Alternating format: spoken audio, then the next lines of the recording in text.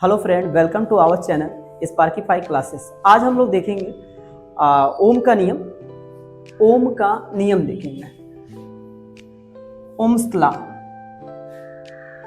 Ohm's law, ओम का नियम जो क्लास 10th और 12th दोनों के लिए इंपॉर्टेंट है। तो ओम्स लॉ, ओम का जो नियम है, ओम का नियम, यह नियम वैज्ञानिक के नाम पर ही है। जैसे एक साइंटिस्ट थे जिनका नाम था जॉर्ज साइमन ओम। जॉर्ज साइमन ओम, जॉर्ज साइमन ओम, इन्होंने ये बताया जब किसी चालक तार के दोनों सिरों पर लगाए गए विभवांतर में वृद्धि किया जाता है तो वह धारा में वृद्धि के अनुक्रमानुपाती होता है।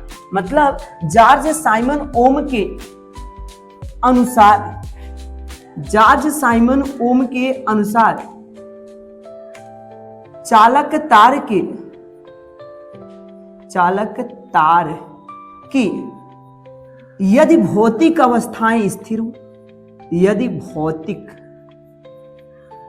अवस्थाएं, चालक तार की यदि भौतिक अवस्थाएं स्थिर हो, कांस्टेंट हो, और ये जो भौतिक अवस्थाएं जो होती हैं इसमें बोला जा सकता है जैसे ताप हुआ, दाब हुआ, लंबाई हुआ, तार की लंबाई हुआ, तार का क्षेत्रफल हुआ, ये सब अगर स्थिर हो, इसी को भौतिक अवस्थाएं बोला जाता है। अगर भौतिक अवस्थाएं स्थिर हो तो चालक तार के दोनों सिरों पर, चालक तार के दोनों सिरों पर लगाया गया, चालक तार के दोनों सिरों पर लगाया गया जो विभवांतर होगा, लगाया गया विभवांतर, उसमें प्रवाहित होने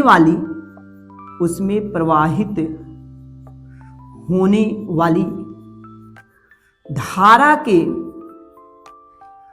के अनुक्रमानुपाती होता है, अनुक्रमानुपाती होता है।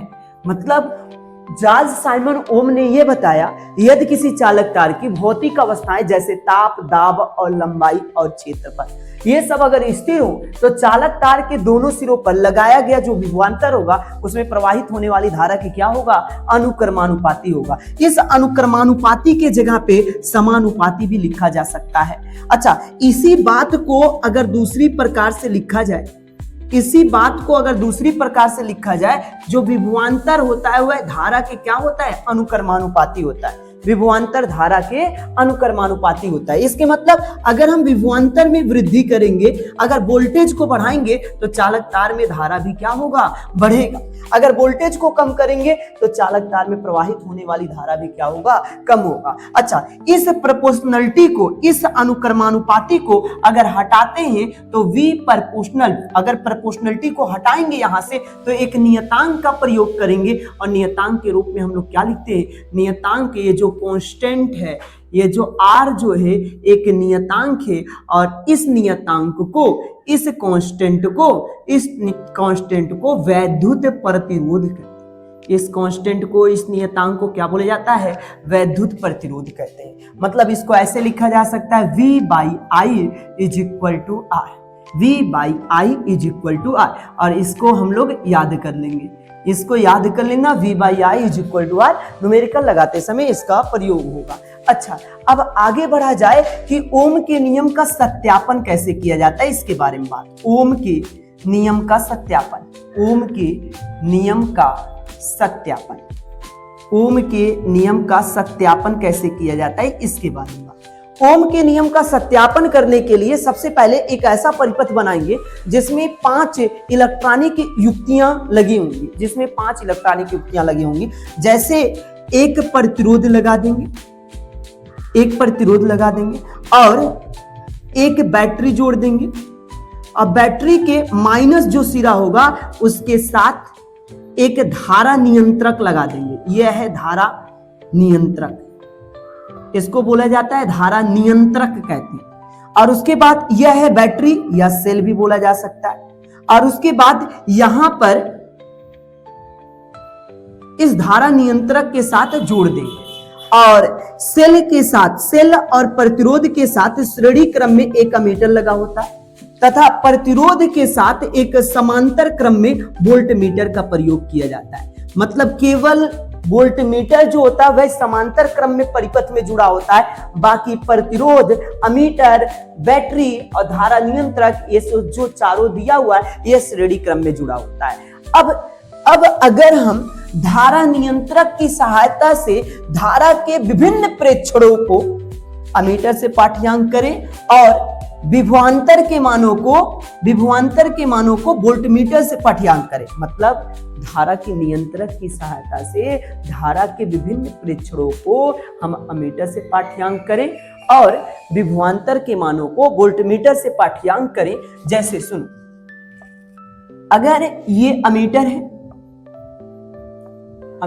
ये वोल्टमीटर है।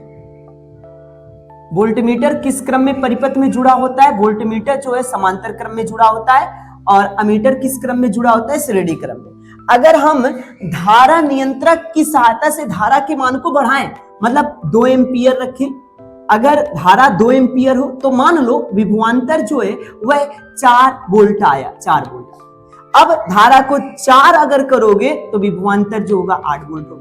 धारा को अगर 8 करोगे तो विभवांतर 16 हो जाएगा। धारा को अगर 16 एम्पियर करोगे विभवांतर कितना हो जाएगा? 32।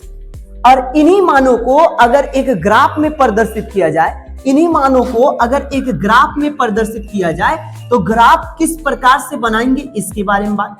ये एक्स अक्ष है और ये क्या है भाई? ये वाई अक्ष, ये वाई अक्ष। अब यक्स और वाई अक्ष और एक्स अक्ष से मिलकर के एक ग्राफ बनाएंगे और उसके बाद देखो यहाँ पे जो v था वह प्रोपोर्शनल I के, मतलब विभवांतर को जो आगे रहेगा उसको y अक्ष पे लिखेंगे और जो पीछे रहेगा उसको x अक्ष पर लिखेंगे। मतलब अगर विभवांतर को हम y अक्ष पे लिख दें और धारा को हम x अक्ष पर लिख दें तो धारा और विभवांतर के मध्य ग्राफ जो खींचेंगे तो ग्राफ कैसे बनेगा? ग्राफ जो बनेगा वह सदैव सरल रेखीय बनेगा। अगर विभवांतर और धारा के बीच में अगर ग्राफ खींचेंगे तो ग्राफ जो होगा वह सदैव कैसा प्राप्त होगा? सरल रेखीय प्राप्त होगा। मतलब ये केवल समझाने के लिए बस बताया गया है कि अमीटर धारा नियंत्रक की सहायता से धारा के विभिन्न मानों को प्रेक्षण करने पर अमीटर से पाठ्यांक करेंगे और विभवांतर के मानों को वोल्टमीटर से पाठ्यांक करेंगे और इन मानों को उठा करके अगर ग्राफ में प्रदर्शित करेंगे तो ग्राफ कैसा प्राप्त होगा? ग्राफ सदैव सरल रेखीय प्राप्त होगा। अगर इसी ग्राफ को हम उल्टा बना दें, इसी ग्राफ को कुछ इस प्रकार से बना दें, ये एक्स अक्ष हो गया, ये वाई अक्ष हो गया, ये वाई अक्ष है भाई और ये एक्स अक्ष। अब इस पे हम धारा को लिख दें और इस पे हम विभवांतर को लिख। अब जो ग्राफ खींचेंगे ग्राफ तो सरल रेखीय प्राप्त होगा, बशर्ते यहाँ पे v/i is equal to 1/r हो जाएगा, ये 1/r हो जाएगा और यह जो है v/i इज इक्वल टू ये r है, ये v/i इज इक्वल टू ये r है और यह जो है v/i इज इक्वल टू क्या है? 1/r, क्योंकि इसमें उल्टा बना हुआ। y अक्ष पे I को लिखा गया, x अक्ष पे किसको लिखा गया? विभवांतर को, और इसमें y अक्ष पे विभवांतर को, जो पहले जो रहेगा v उसको y अक्ष पे, जो बाद में जो लिखा रहेगा उसको किस अक्ष पे लिखेंगे? x अक्ष पर लिखेंगे। तो देखो अगर ओम के नियम का सत्यापन